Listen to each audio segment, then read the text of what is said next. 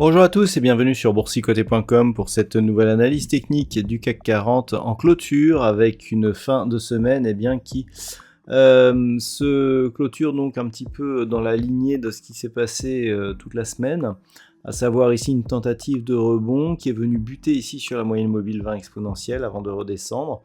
On le voit sur cette bougie, malgré ici une progression haussière, on est venu encore une fois buter sur cette moyenne mobile 20 exponentielle, sans parvenir à franchir ici en clôture la zone des 7250 points. Et au final, le CAC 40 clôture à 7229,60 et gagne tout de même par rapport à la clôture de la séance précédente 0,21%. Donc, il s'agit effectivement d'une tentative de rebond. Ce que l'on peut voir, c'est l'ombre portée sur la partie supérieure de la bougie.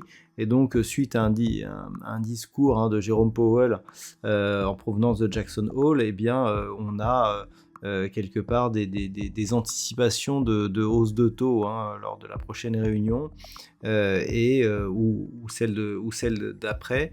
Et donc, quelque part, cela a refroidi un petit peu les ardeurs de marché qui tenter ici une cassure et une sortie. Donc il faut noter que toute la semaine on n'a jamais clôturé au-dessus de cette zone des 7250 malgré ici cette tentative d'incursion haussière.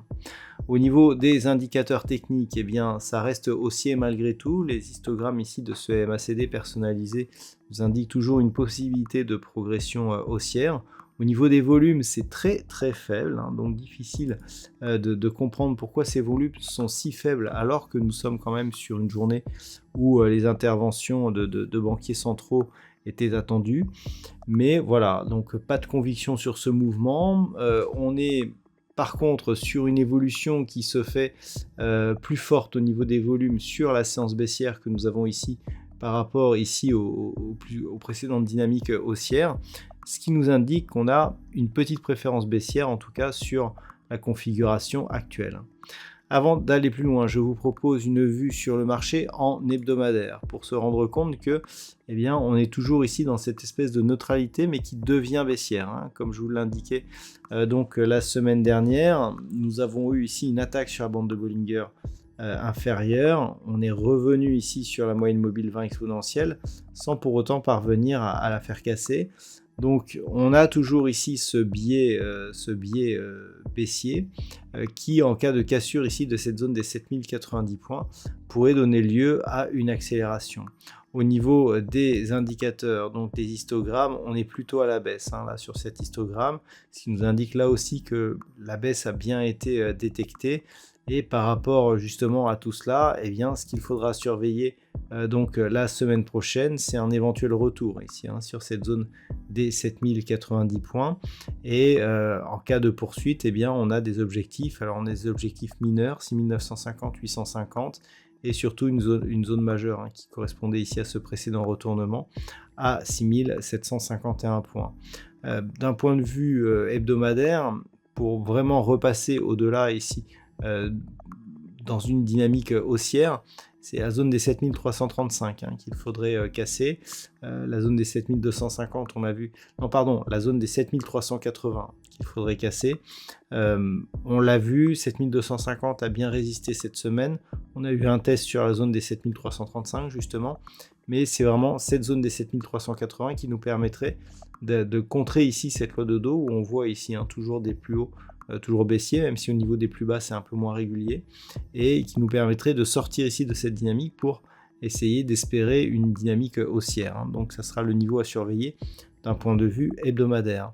Alors comment maintenant appréhender la séance de lundi prochain? Alors déjà au niveau du palmarès des valeurs, ce qu'il faut noter c'est quelques hausses. Alors Stellantis plus 0,97, plus Vinci, plus 0,79 sont un petit peu sur le haut du panier. Derrière Engie, Pernod Ricard ou Edenred figurent bien avec des hausses entre 0,7 et 0,8%. Au niveau des plus fortes baisses, c'est un peu plus marqué. On a Unibail Rodamco Westfield qui perd 1,16%, Alstom moins 1,02%. Derrière, Worldline, Capgemini ou Kering sont sur des baisses inférieures à 1%. Donc les niveaux par rapport justement à cette séance. Alors on a toujours ici cette moyenne mobile 20 exponentielle qui va continuer à descendre la semaine prochaine tant qu'elle n'est pas franchie de manière pérenne. On a cette zone des 7250 dont on a vu on a pu mesurer le rôle cette semaine. On peut noter d'ailleurs que cette zone, même si elle a été attaquée de manière assez agressive, n'a pas cédé et qui a été précédemment support. Donc on est là aussi dans une perspective qui reste baissière, puisqu'un support qui devient résistance est un marqueur, je dirais, de la dynamique baissière. Donc on surveillera ici la zone des 7175, la zone des 7090 points, qui validerait donc d'un point de vue court terme et un peu plus moyen terme une possible reprise du mouvement baissier, avec comme objectif un niveau qui est bien inférieur. On a 7015 en daily, 6950, voire ensuite se reporter au niveau donné sur le graphique hebdomadaire. Quelque part, c'est l'absence de volume peut laisser aussi planer le doute que nous soyons sur une conviction faible. On devrait avoir beaucoup plus de volume, le retour des investisseurs dès la semaine prochaine. Donc il faudra surveiller ce qui se passe par rapport aux évolutions et par rapport justement au retour des volumes. Mais pour l'instant, c'est poussif. Il semblerait que l'on soit toujours ici dans cette dynamique baissière. On a des contacts répétés sur la bande de Bollinger inférieure, une moyenne mobile 20 exponentielle qui ne parvient pas à être franchie par les cours. On l'a très bien vu cette semaine. Donc tant que la configuration en est là, on a une dynamique et une perspective qui reste baissière d'un point de vue court terme. Voilà donc ce que l'on peut dire d'un point de vue technique.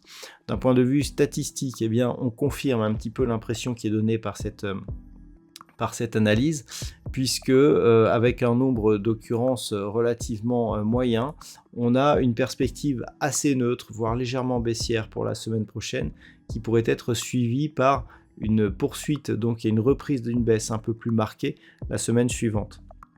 Globalement, ce qu'il faut retenir, c'est que les échéances longues sont souvent, les échéances les plus probables. Et là, en fait, ce que veulent dire ces statistiques, c'est que on reste sur une probabilité plutôt baissière.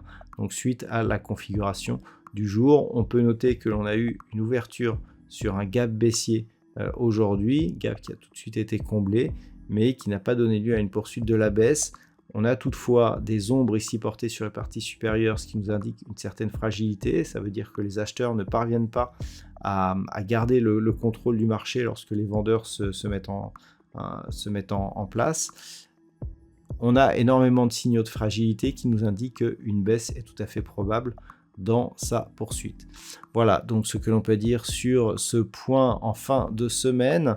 Je vous souhaite de passer un très bon week-end. On se retrouve dès la semaine prochaine pour toutes les autres analyses techniques du site boursicoté.com.